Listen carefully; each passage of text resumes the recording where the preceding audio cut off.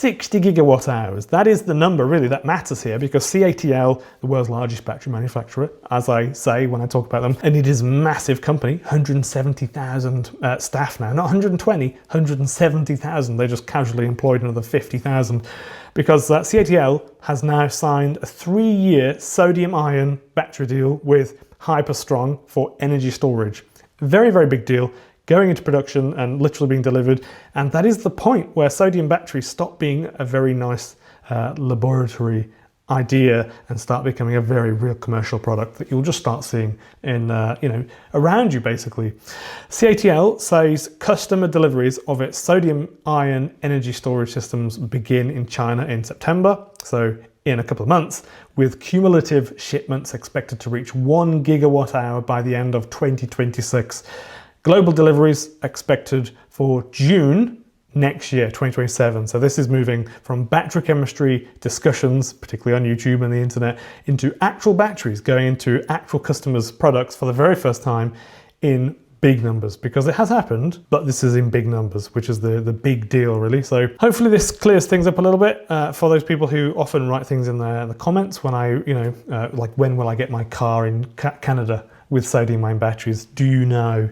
Sort of thing. And now I can answer you all in one big video. So, and I've seen that comment quite a lot. So the timing is really, really interesting, because the cost side is of this discussion it's starting to move basically as well. One of the key materials in sodium-ion batteries is hard carbon used on the anode side. Industry estimates suggest hard carbon costs could fall from around 70,000 yuan in China per ton in 2024, all the way down by the end of 2026 to 35 to 40, and the long-term stabilizing sort of price for the next 10 years will, with any luck, be 25,000, because that will ultimately make them just that bit more cheaper. And that is a very big drop, and it does matter, because sodium-ion batteries only become really, really interesting and compelling when they are meaningfully cheaper, meaningfully being the operative word here, cheaper than LFP chemistry, because LFP is already extremely good, and it's cheap,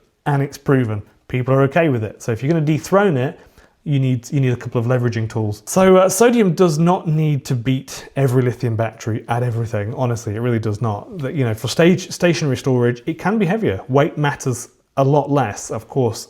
Cost, safety, raw material availability in different parts of the world and different continents, temperature performance and cycle life, particularly if you're in Scandinavia and it's cold, or Canada where it's completely Baltic and really, really cold.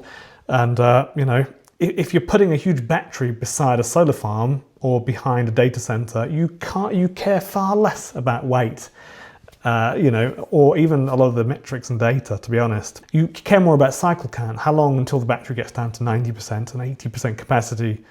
Very little else, to be honest, other than, I suppose, cost. That is why CATL is pushing sodium into energy storage first. The company, CATL, unveiled their Tenor sodium-ion storage system, and it says the mass production lines are commissioned and operational now. CATL also says it has invested 5 billion yuan to expand sodium-ion product lines in its Fuding base in China, adding 40 gigawatt hours of annual capacity, which is a lot, of course. Then there's also the Jining base in Shandong in China, again, where 160 gigawatt hours of sodium-ion production capacity is planned in the next few years. So it's for sure ramping up. There's no questions about this. In the next 3 years, as I'll get to in a minute, we are going to see the landscape of the battery world change. So this is a serious industrial plan. A lot of people, a lot of money, a lot of commitment. CATL has been researching sodium-ion since 2016, majorly. It says it has spent nearly 1.2 billion euros over the past decade. They've bought land, they're committing to make factories in Europe at this point as well, with more than 300 R&D staff. I mean, they're still having complex issues with Spain, trying to get 2,000 Chinese employees to go to Spain to work in a factory to produce batteries. I think the Spanish authorities are not playing ball with that, but it will probably ultimately happen. So they've been preparing for this for years. And on the vehicle side, not energy storage, but in the sort of vehicle world, the numbers are also getting really, really interesting because CATL's NAXTRA sodium-ion battery has an energy density of 175 watt-hours per kilogram, which puts it in the same general world as mainstream LFP battery cells, which are usually 165, something like that, other than the latest BYD Blade 2 batteries, which are 210. So CATL expects at least 10,000 EVs to use sodium-ion batteries this year in 2026, possibly 20,000. Early vehicles are expected to offer around 400 kilometers of range, which is of course what you'd expect, 420, 400, something like that, 430, with CATL talking about 500 to 600 kilometers on the mid to upper end of the industry for sort of ordinary vehicles before you start going into the big swanky ones with massive heavy batteries. So for cold weather performance, obviously it's one of the biggest genuinely useful advantages. Of course, CATL says that sodium batteries can still retain more than 90% of capacity at minus 40 degrees Celsius. Apparently you can get stuff to you can get all the heat energy out of stuff to get to minus 40, which still baffles me, but you definitely can. But that is an insanely cold temperature. I mean, if you're standing in Norway and it's like minus 30, minus 20, that's pretty Baltic, you know, even in Norway. So yeah, very interesting. Places like northern China, that's very, very cold. And Canada, of course, is Baltic. Norway, top of Sweden, top of Finland. Anywhere really where winter makes batteries look a bit miserable and you really feel like there's a difference to summer or something, it's transforming your experience of owning a car at that point, really. But I still think energy storage is really the big story for the next 1 to 2 years. 60 gigawatt hours over 3 years for that one contract is enormous. 1 gigawatt hour this year is a very real beginning. It's not like they're not playing around with it. It's just straight into big production. If material costs keep falling, sodium starts to become one of those boring technologies that simply quietly changes the market from underneath. As I'll mention in a minute, it's kind of mimicking what we did 6-7 years ago with LFP chemistry.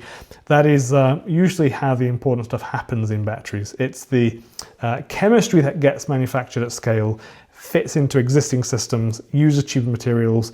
They just figure a few little weak points out in the chain, and there they go. Hey presto, really, it's done. Hey presto. For CATL, that gives them another weapon. They already have dominated LFP chemistry.